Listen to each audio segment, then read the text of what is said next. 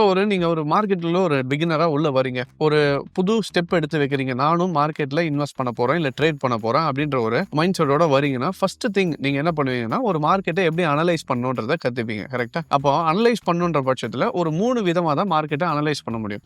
One we call it as fundamental analysis, second we call it as technical analysis and third one we use sentimental analysis. So இந்த 3 அனாலிசிஸ்ல நான் எதை use பண்ணுவேன் அப்படின்னு பார்த்தீங்கன்னா, it is technical analysis. அதுக்கான விளக்கத்தையும் நான் போக போக சொல்றேன் நான். ஸோ ஃபர்ஸ்ட் இந்த ஃபண்டமெண்டல் அனாலிசிஸ் அப்படின்றது என்னன்னு புரிஞ்சுப்போம். இந்த ஃபண்டமெண்டல்ஸ் அப்படின்றது யார் யூஸ் பண்ணுவாங்கன்னு பார்த்தீங்கன்னா, mostly it is been used by the investors. இப்போ நீங்க ஒரு ட்ரேடரா உள்ள வரீங்க, நான் வந்து ஒரு 1 ஹவர் சார்ட்ல அனலைஸ் பண்ண போறேன், இன்னைக்கு ட்ரேட் பண்ணி இன்னைக்கே க்ளோஸ் பண்ண போறேன், இன்னைக்கு ட்ரேட் எடுத்தா ஒரு 1 வீக்ல க்ளோஸ் பண்றேன், 1 மந்த்துக்குள்ளேயே க்ளோஸ் பண்றேன்னா, அப்போ உங்களுக்கு வந்து ஃபண்டமெண்டல்ஸா நீங்க அந்த கம்பெனி எடுக்கணுமான அவசியம் கிடையாது. Fundamental analysis is for long term இன்வெஸ்ட்மெண்ட்ஸுக்காக யூஸ் பண்ற ஒரு டைப் ஆஃப் மெத்தடாலஜி. இப்போ இவங்க என்ன பண்ணுவாங்க அப்படின்னு பார்த்தீங்கன்னா, ஒரு ஃபண்டமெண்டல் அனாலிஸ்ட்ன்றவர் ஒரு கம்பெனியை எடுத்து அந்த கம்பெனி எந்த அளவுக்கு நல்லா பர்ஃபார்ம் பண்றாங்க, அவங்க எந்த பிசினஸ்ல இருக்காங்க, அவங்களோட ரெவென்யூ சோர்ஸ் என்ன, ரெவென்யூ மாடல் என்ன, அவங்களோட டெப்ட் டு ஈக்விட்டி ரேஷியோ என்ன, எவ்வளோ கடன் வாங்கியிருக்காங்க, அந்த கடனை கட்டுற அளவுக்கு அவங்ககிட்ட அசட்ஸ் இருக்கா, அவங்களோட கேஷ் ஃப்ளோ எப்படி இருக்கு, இந்த மாதிரி ஒரு ஸ்டேட்மெண்ட்டையும் ப்ராப்பரா அனலைஸ் பண்ணிட்டு,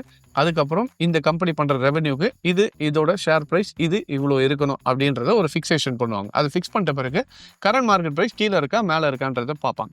பார்த்துட்ட பிறகு ஓகே, இதை விட இது கம்மியாக இருக்குன்னா ஷேர்ஸை வாங்கலாம், இல்லை ஓவர் ப்ரைஸ்டாக இருக்குன்னா அப்போ கொஞ்சம் இந்த ஸ்டாக்ல இருந்து அவாய்ட் பண்ணிக்கிறது நல்லது அப்படின்ற மாதிரி எடுப்பாங்க. ரைட். ஸோ இது யூஸ் பண்ணி யார் யூஸ் பண்ணலாம்னா, it is used for long term investors.